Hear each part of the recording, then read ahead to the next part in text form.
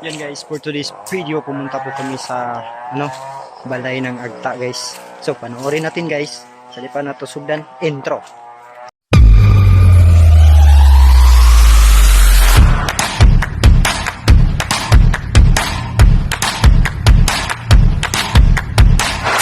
Yan guys, naglalakad po kami dito patungo dyan.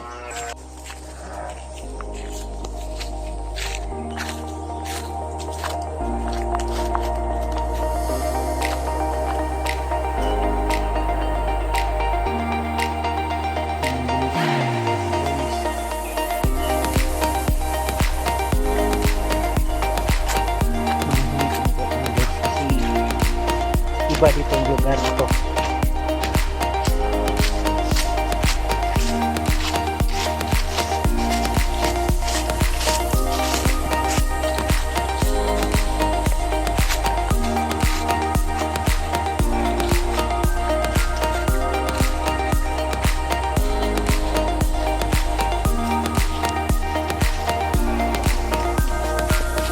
Hindi mo gandalan.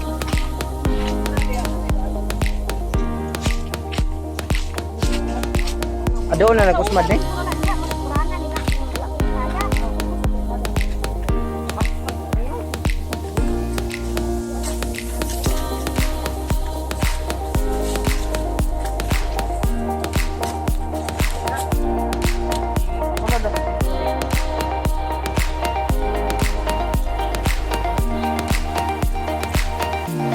Betul kita.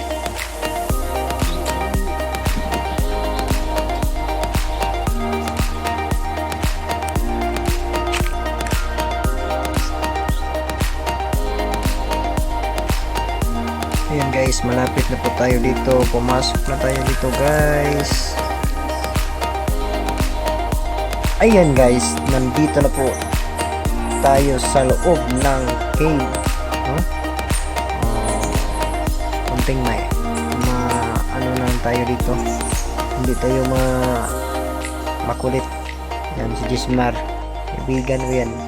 Samahan namin yan. Yan ang nagtutor namin. Yan si Alvin. Yan. Ito po guys ang Agta Cave sa aming malapit na lugar, no? Ayan. I-voice over ko lang muna to guys kasi bawal po dito maingay at makulit. Yan guys, oh. Yan guys, pumunta na kami doon sa may malapit na ilaw. Yan mga kasamahan namin, Gismar at saka si Alvin at saka ate ni Gismar, si ate Chari, nandito po. Yan guys, no? Panoorin nyo ang maganda sa loob na cave. Yan,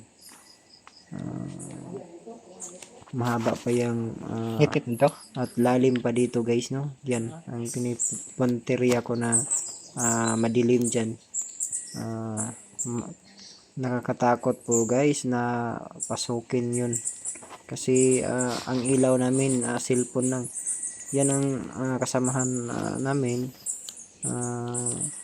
Corsonada po siya na pumunta doon. Ito po si Gismar. Ayan guys, ako na po ang punteriya sa aking mukha. Para malaman ninyo guys na nandito ako, iikot ko muna tong video na to. Yan. Yan. Maganda po dito guys sa Agta Cave sa Conalog. Ito po ang binibisita ng iba't ibang vlogger, pero sa ngayon bawal pa muna na bumisita dito kasi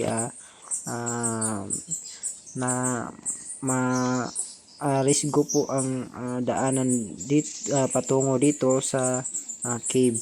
So sa mga nagplano dyan na magbisita dito guys, mag-ingat lang po kayo dito sa mga daanan. Ito po ang aking bagong kaibigan, si Alvin. Yan, nagpusing-pusing siya guys, tanawa ra. Nagpa-picture man ning duha god niya. Kani silang duha wa sila kabalong akong gibidyuhan ayan. Lagi na Nawa na. Dara ko diri dapita guys. Ako na naman yung pong giikot-ikot diri ba. Para malaman ninyo guys na may kasamahan ako. Yan. Isa si Alben. I-follow ko siya. Yan. Paki-support po guys. Okay guys, hanggang dito na lang tayo guys. Thank you for watching.